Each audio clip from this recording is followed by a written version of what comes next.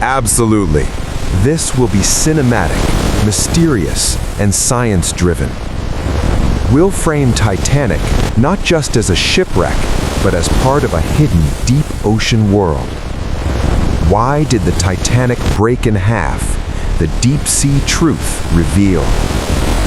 Opening hook, a shape in the darkness. More than 3 kilometers beneath the surface, where sunlight has never existed, something impossible rests in the silence. Steel that once carried music, laughter, and light now lies in 2 broken pieces on a seabed older than human civilization. No waves reach here. No storms disturb this place. Only cold, only pressure, only time. And in this crushing darkness, the ocean is slowly erasing one of humanity's greatest creations. But the deeper mystery is not why Titanic sank. It is why it tore itself apart on the way down. Layer 1, the surface illusion. At the surface, the Atlantic can look calm, endless, empty.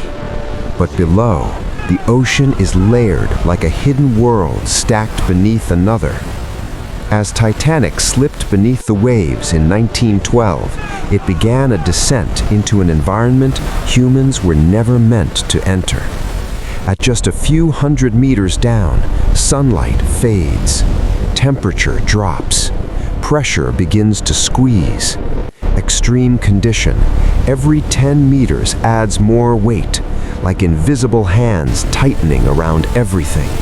Steel, no matter how strong, was never designed for the journey Titanic was about to take. Mystery. Did the breaking begin before the deep sea ever touched it? Layer 2. The first structural wounds. When the iceberg scraped along Titanic's side, it didn't slice the ship open like a knife. Instead, it popped rivets, metal pins holding the steel plates together.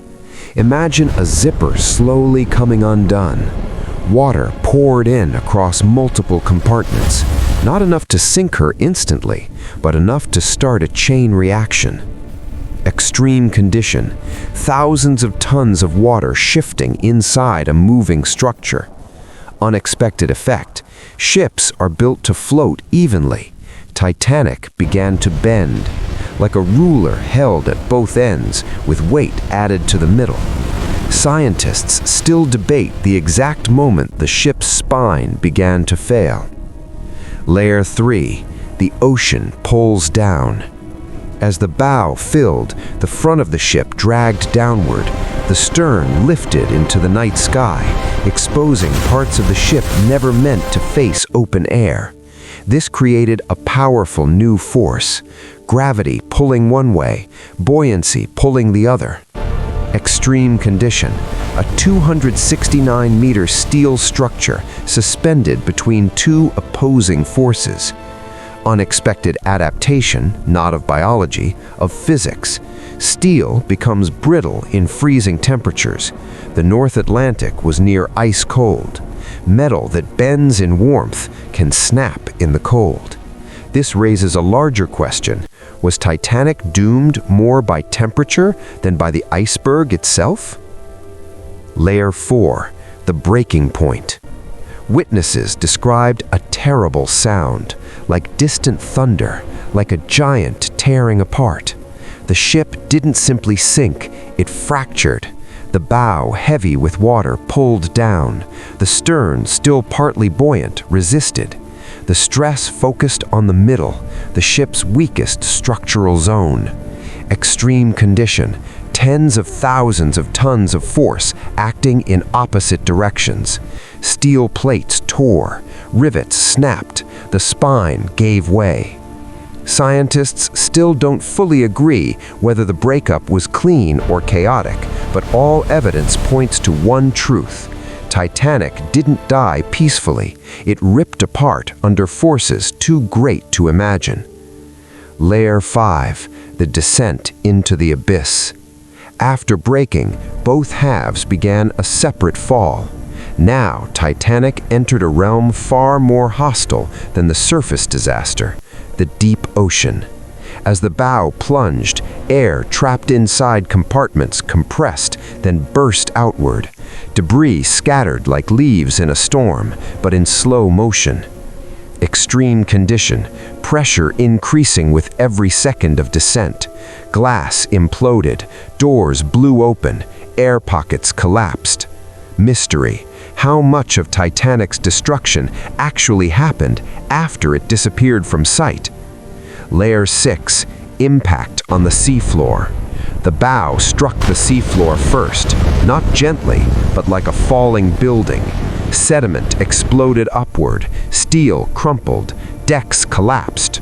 The stern, lighter and twisted, spiraled downward unpredictably before smashing into the deep. This is why the wreck lies in two distant pieces today. Extreme condition, impact forces in near total darkness under crushing pressure. Scientists still study the debris field to understand the exact angle and speed of impact. Each fragment tells part of the story, but not the whole story. Layer 7. The ocean finishes the work. Now begins a slower destruction. Down here, strange bacteria feed on iron itself. They form rust-colored structures called rusticles that hang like melting icicles from the ship. This is life adapted to consume metal. Extreme condition, no sunlight, freezing temperatures, crushing pressure.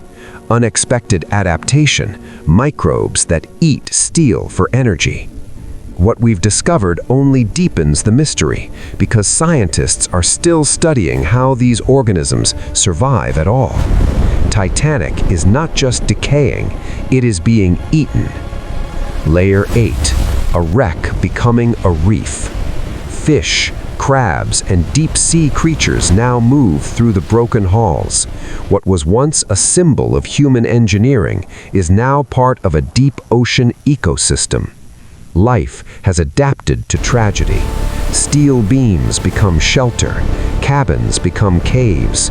The ship that could not survive one night has become home to organisms built for eternity. This raises a larger question. In the deep sea, does anything ever truly belong to humans? Ending. The deep sea truth. Titanic did not simply sink. It entered a world more powerful than any ship. It bent under uneven forces. It snapped in freezing darkness. It fell through a crushing abyss. And it now rests in a place humans still barely understand. The real reason Titanic broke in half is not just steel or ice. It is that the deep ocean is stronger than anything we have ever built. And as we explore that darkness